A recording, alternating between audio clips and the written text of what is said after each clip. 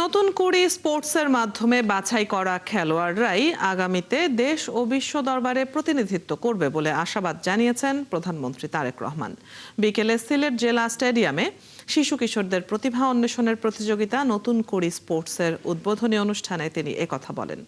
খেলাধুলা মস্তিষ্কের দক্ষতা বাড়ায় জানিয়ে প্রধানমন্ত্রী বলেন, অন্যান্য পেশায় নিজেদের সর্বোচ্চ পর্যায়ে নিয়ে যেতে সব ধরনের খেলায় অংশ নিতে হবে।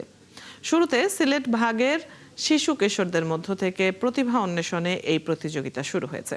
এতে ফুটবল, ক্রিকেট, কাবাডি থেকে শুরু করে অ্যাথলেটিক্স, সাঁতার, দাবা মোট ৮টি ইভেন্টে অংশ নিচ্ছে ১২ থেকে ১৪ বছর বয়সী কিশোর কিশোরীরা। জেলা স্টেডিয়ামে আয়োজনের শুরুতেই মনোজ্ঞ ডিসপ্লে উপভোগ করেন প্রধানমন্ত্রী। পরে প্রধান অতিথির বক্তব্য দিতে গিয়ে লিখিত বক্তব্য বাদ দিয়ে বক্তব্য রাখেন তারেক রহমান। তোমরা যত ভালোভাবে সুন্দরভাবে গড়ে উঠবে, বাংলাদেশ তত সুন্দরভাবে তত শক্তিশালী ভিত্তির উপরে গড়ে উঠবে। কাজেই ছোট বন্ধুরা, আমাদের সময় প্রায় শেষ।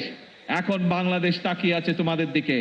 আমরা শুরু করে দিয়ে যাব, তোমাদেরকে সামনে এগিয়ে নিয়ে যেতে হবে। বাংলাদেশকে পার করতে হবে, নিজেকে রেডি করতে হবে, আর খেলতে হবে। একই সাথে যে গান শিখতে চায় সে গান শিখবে, সেই ব্যবস্থা আমরা করব।